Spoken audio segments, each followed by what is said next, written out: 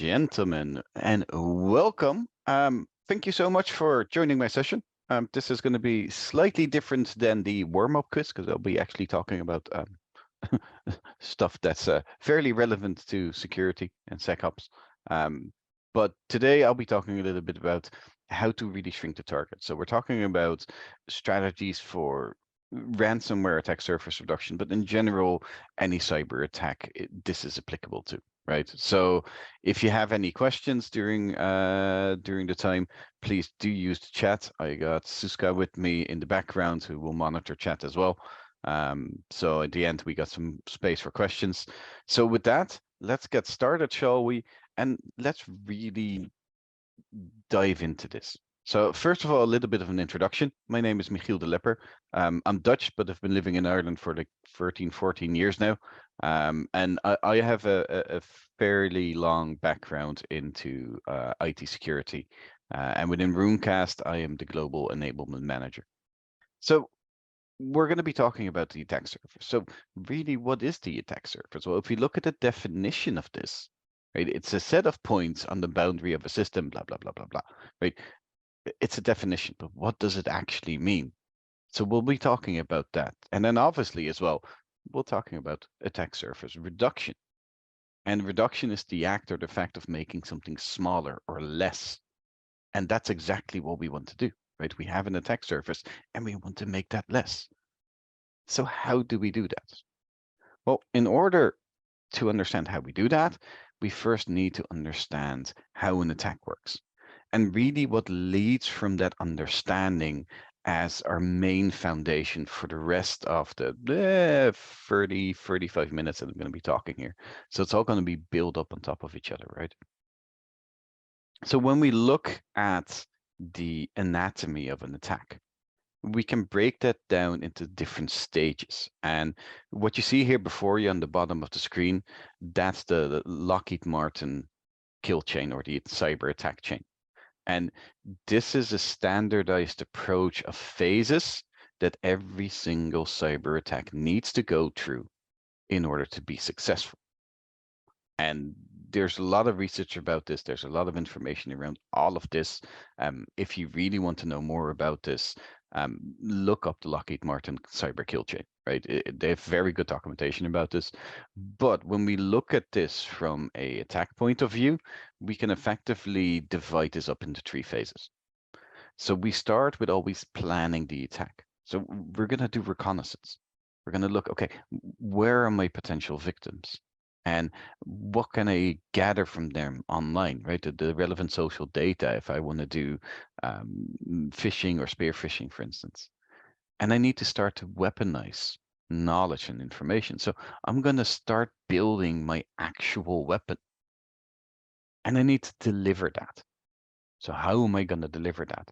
And generally, when we look at attacks, this particular phase, the planning phase of an attack, can take weeks or months, right? There's a lot of really specific tasks attached to that are very, very time consuming as well, especially if you don't want to get caught and you want to be successful from an attacker's point of view.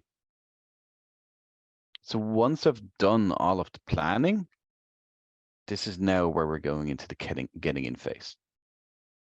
And this phase generally lasts seconds.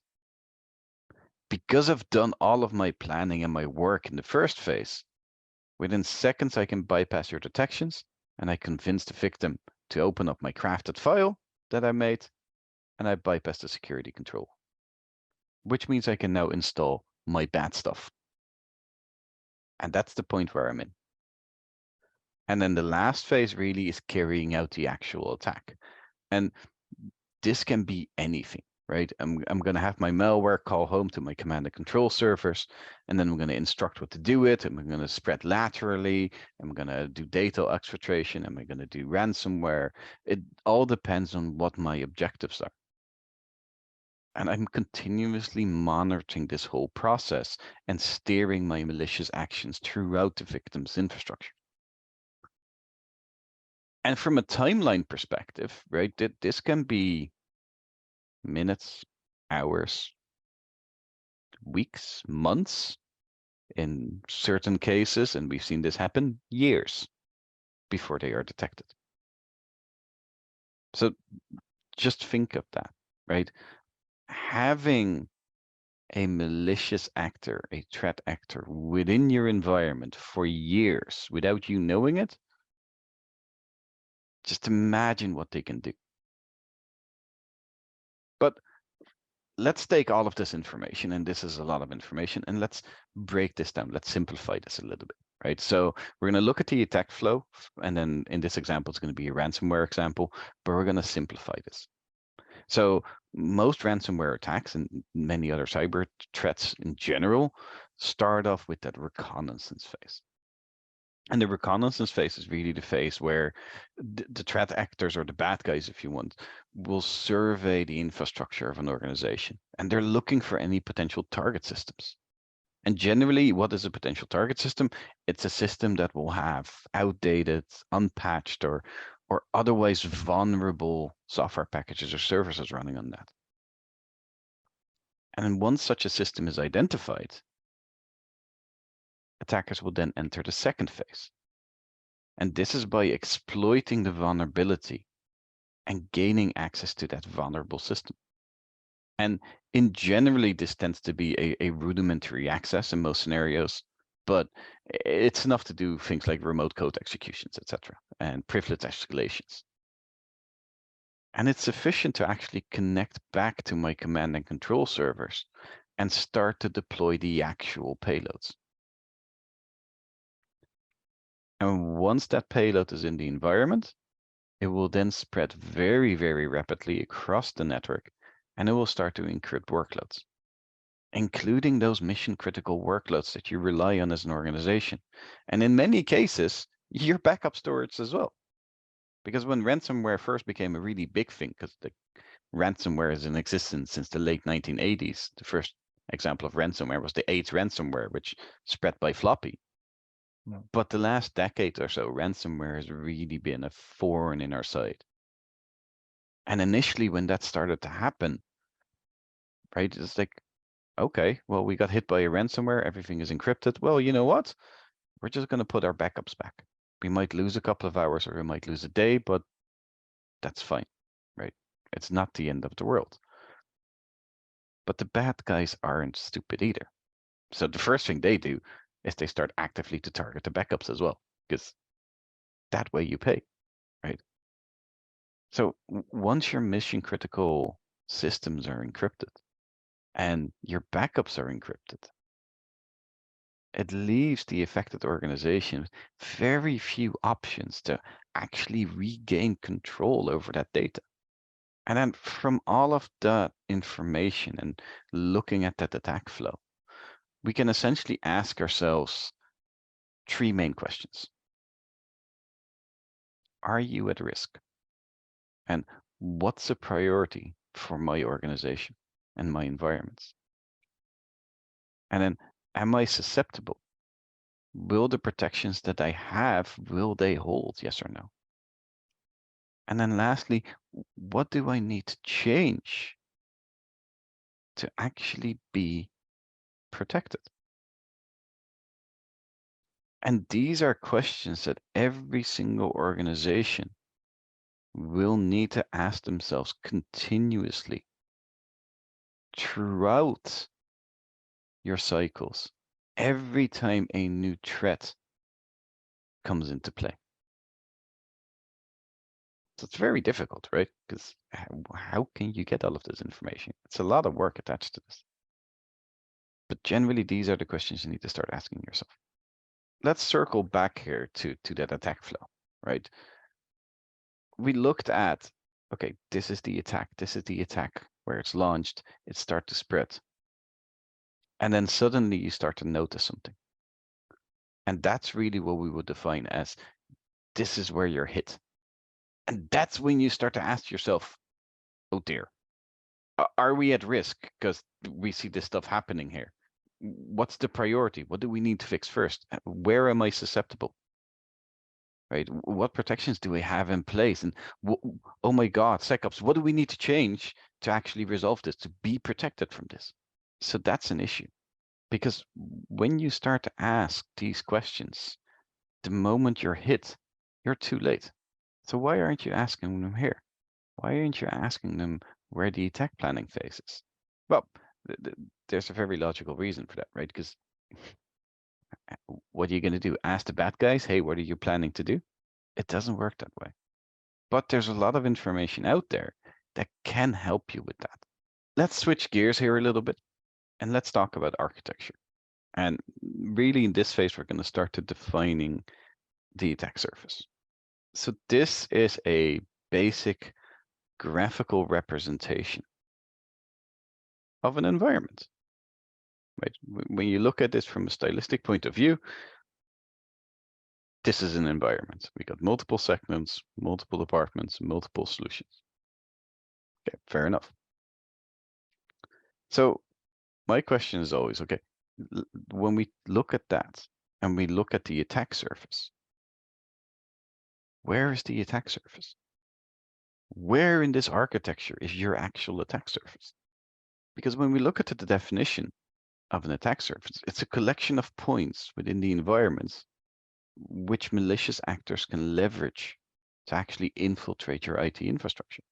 And what I have noticed is that a lot of the times when people talk about things like attack surface, it's always the external points of your environment, right? It's the gaps in your walls through which someone can enter unseen. Because once they find one of those gaps with their reconnaissance phase, they're going to go in and deploy that payload. So generally, when we talk about the attack surface, people talk about the outside. You're trying to cordon off your entire environment and make the walls as big as possible. The only problem with this is when we take this reference a little bit further in this analogy, your wall isn't built by one person who has a standardized approach. Your wall consists of all of the software and hardware vendors that you leverage in your environment and all of the security solutions that you try to implement within that wall to make it safe. And all of them work different. All of them have different priorities. All of them have different ways of communicating. Try building a wall in that way. It's nigh impossible. Because we're talking here about security, we need to start to recognize the fact that security is never going to be 100%. Eventually, it is going to fail because we need to cover, from a security perspective, thousands of things. Whereas the bad guys only need to find one that's not covered. It's a never-ending battle and it's really, really tough. So you are going to fail at some point. We need to recognize this, right? If you have some sales guy in front of you, no matter what vendor they're from, and they're saying that we can protect you 100%, they're lying because realistically you can't. So at one point that attack is going to succeed, right? They're going to do that reconnaissance and they are going to find something. So they will be able to actually implement that payload. And as we know, once that payload is in, it will rapidly spread and you're hit. And generally, this tends to happen then to your environment. And let's be honest, no one likes this to happen to their environment. So what we actually have is a secondary attack surface. And the secondary attack surface is all of the internal points of your environment that the malicious actors can actually use to move laterally and to deploy payloads like ransomware or exfiltrate data far away from their initial compromise point.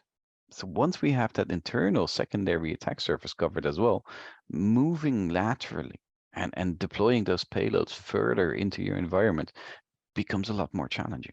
So you'll be safer. But it's always a matter of risk management, right? Right? We found a solution. How do we protect ourselves from ransomware and other cyber threats? That's easy. We make sure the external and the internal attack surfaces are as reduced as possible. Absolutely right. That is the way forward, in my opinion. Because this isn't your architecture.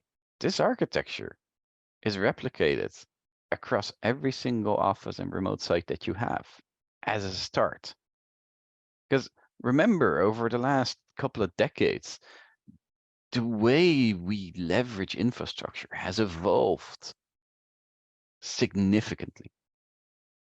So we need to look at our data centers, right? All of our virtualized environments, whether it's on-prem or hosted somewhere else, private clouds, all of that counts as well. And everyone is using the cloud, whether they say they're not or they are, everyone is using the cloud.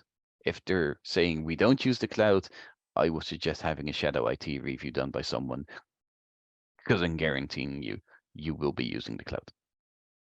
So we need to look at the cloud. And when we look at the infrastructure transformation from a cloud perspective, obviously there's the likes of Azure and AWS and Google Cloud, right? All of my IaaS and PaaS. So infrastructure as a service, platform as a service. It's a massive evolution and transformation that happened in the last years, in the last decade or so. Really important from a business point of view, really critical from a security point of view. Because once again, we're expanding that attack surface. And think about this. Are you using Office 365 or Google, for instance, or any other SaaS application? Slack, Salesforce, any other applications? Guess what? Once again, it's attack surface. Saying that you're going to be managing your attack surface is literally easier said than done. And because our expanding enterprise architecture, it makes this very, very complex and very, very time consuming. Let's switch gears here a little bit again, and let's talk about solutioning. So what's the solution to this? Are you just going to buy the big one? So let's look at this. And there's a couple of things that I hear a lot in terms of what's the solution is, right? First of all, they say like, okay, let's get more security people because that will make our life easier. Okay, fair enough. But when we look at the knowledge journey of a SecOps person, a SOC analyst, it takes 1 to 2 years of SOC experience to be at a mid-level. If you're just coming into the SOC, you're able to determine if a certain alert reaches a threshold. And you're kind of expected to respond within 15 minutes to say like, ooh, someone needs to do something about this, yes or no. But you're really discouraged from performing an analysis because you just don't have the knowledge. But in 1 to 2 years, you start to be able to say, okay, I can now actually perform an in-depth analysis on alerts that my junior colleagues give me. And I can actually take the time that I need to start to analyze things and gather additional information from as many sources as I can. And all of that stuff, I then give to my senior SOC people. And if I'm mid-level and I want to be a proper threat hunter, on average, it's another 2+ years of experience before you get there. And these guys and girls are the professional incident investigators. And they're the threat hunters. They have very advanced skill sets like memory forensics analysis. The only problem is that getting from a junior to a very senior SOC analyst takes a lot of time and a lot of money. And it takes money to upskill your staff quite a lot. And it takes money to hire those people as well, because there's a shortage in our industry of dedicated and knowledgeable people. So most likely, once you've trained a junior SOC analyst all the way up to a senior threat hunter, someone else will come in within 6 months and give them a bag of money and they'll leave. And that's a never-ending cycle. So let's get more people to a certain degree, yes, but it's not a fix. So let's use the other buzzword in the industry then. Next. Let's leverage AI. This is quite strong, obviously, coming from someone who works for Runecast, and we leverage AI. I think we leverage AI in the right way. Because when we look at AI, AI makes our jobs easier. And machine learning makes our jobs easier. But there are inherent problems with it. So what we need to do really is we need to optimize human expertise by leveraging human-machine teaming. Because when we look at all of this, we have essentially 2 different interfaces. So you see the human interface and you see the machine interface. And both of them have really, really good benefits, right? When we look at the human interface, we have things like intuition, and we can look at a lot of different context. We have ethics, kind of important. We can be creative and we can define strategy. Whereas when we look at the machine interface, Machines are very good at data collection and searching through stuff.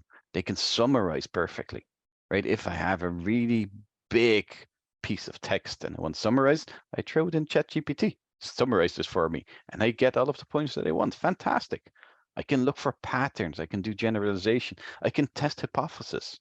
And all of that stuff is really, really good from a machine interface point of view. But we need both, because when we start to team together and have those interactions with the real world, that's really where we're going to get to our objectives, whatever our objectives are when we leverage AI. So we still need humans. Now, all of this has been very much a conversation about SecOps and security and stuff. And guess what? You still need to implement any changes that you need to make. And generally speaking, SecOps either only highlights or puts a bandage over the issue in the form of security solutions. And it's your infrastructure admins who are the ones who actually put in the work to implement the actual resolution of the issue. In other words, the patch or the upgrade that's needed to resolve the core issue. Because take an example of like I've broken my leg. If you give me enough morphine, I'll be really, really happy. I'll still be unable to walk.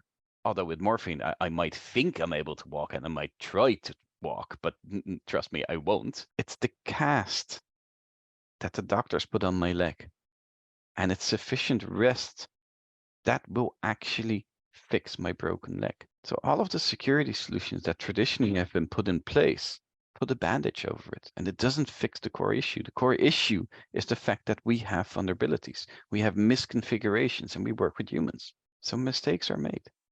And it's those issues that need to be resolved to really strengthen your environment and to reduce that attack surface from a core principle point of view. And the infrastructure admins are the ones who are actually implementing all of that stuff because they take away the actual vulnerability or the actual misconfiguration. So every day should be World Admin Day, in my opinion. We don't give admins enough credit. So finally, what's the fix?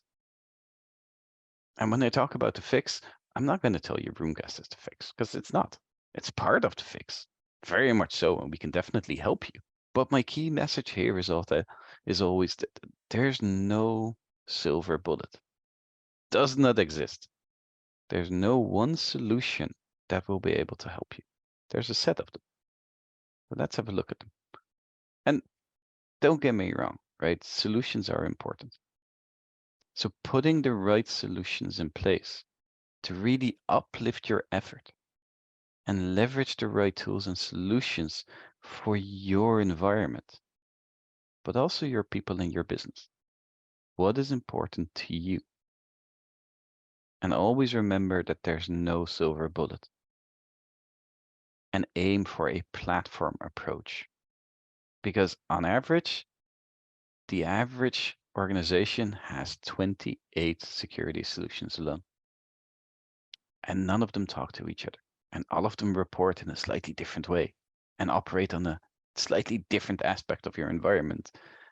And all of them need to be managed and operated. And all of them have vendor relationships that you need to do. All of them cost money. And ultimately, if they don't talk to each other, are they really useful? So you need to have a platform approach. Try to cover as much as you can with as little solutions as possible and try to integrate those. And then secondly, align your processes to your actions. Enable your staff to actually take actions with the solutions that you put in place and back up that enabling by putting processes in place specifically designed and built for the needs of your business. Have those processes in place because without them, they're not going to work. And that's not the end of it because there's one other thing that's really, really critically important, and that's accountability. Because without accountability, or ownership, you're never going to optimize your efforts. So it is critically important to assign ownership and to monitor how you are doing, both from a discovery point of view, so i.e., who's responsible for discovering any issue within my environment that impacts security. And this can be systems, infrastructure, but it can also be people. You can have all of the security in the world. If the back door to your server room is open to the outside, Someone can walk in and put a USB stick in place and you're still breached, right? So it's multidisciplinary and it needs to come from the entire organization, across the entire organization. So you need to assign ownership and monitor both discovery and resolution. What new stuff is in there? And is it being resolved, yes or no? And in a timely manner. And with that, you start to tweak your processes again. And you start looking at different solutions that you can integrate within that platform and really help you to uplift your efforts again. But always taking these three into account because they form a triangle. And a triangle is one of the strongest forms in mathematics, right? It's very strong. And if you have all three of them, you actually achieve a true uplift of your security posture if done right. If you take one of them away or you don't do one of these, everything will break. I will guarantee you that. Why does all of this stuff matter, right? What's in it for you? And how can Runecast help here? And trust me, all of this stuff really does matter. And I've been talking about this for years. So let's have a look at this, right? When we summarize all of this down, essentially the most efficient protection against any form of cyber attack is to prevent it from happening in the first place. So Runecast will actually combine vulnerability assessment with the ability to continuously analyze the environment against a very wide range of security best practices, security hardening guides, vulnerabilities, both regulatory and security compliance. And by doing all of that, we're reducing the potential attack surface drastically. And we're making that reconnaissance phase and that subsequent payload delivery phase that much harder. And for once, we do this from a single solution, a solution that can be leveraged by both IT operations and SecOps together, allowing them to create synergies. Whereas before, there was only ever friction between those two. Because we touch both sides of that cone, we allow them to work together. And both internal organizations can actually benefit from the intelligence coming out of our platform, helping both sides of the coin to create those mutual processes and ownership, and to do this for the greater good of the organization. And it allows for controls and measurements being put into place to actually stay on top of things. That's why all of this is so important. And yes, we can help you with that. Are we the solution? No, because we can give you all of the information you want. If you don't implement the fix, we're still not going to help. Don't just look at solutions. Look at solutions, accountability, and process together. And that is absolutely key. I'd like to open it up for questions if there are any. So if you have any questions, do let me know. ZFS snapshots should be immutable and secure your backup discovery, disaster recovery process. Yes, in theory. However, where do you store your snapshots? True, if you actually do so. And surprisingly, not everyone does, right? And it's one of those examples, right, where if it's done right, absolutely. Right? We all know when we look at things like disaster recovery that you need to have disaster recovery. You need to have physical copies that move out. You need to have virtual copies that move off site, right? If done properly. But that's the whole key message, right? Really look at that process, look at that accountability. And because like if one guy is responsible for it and he's going to go on holiday for a month, who's accountable for that? Who's going to pick that up, right? Is that a manual process? Is it automated? Yes or no? Is it automatically moved to the offsite storage?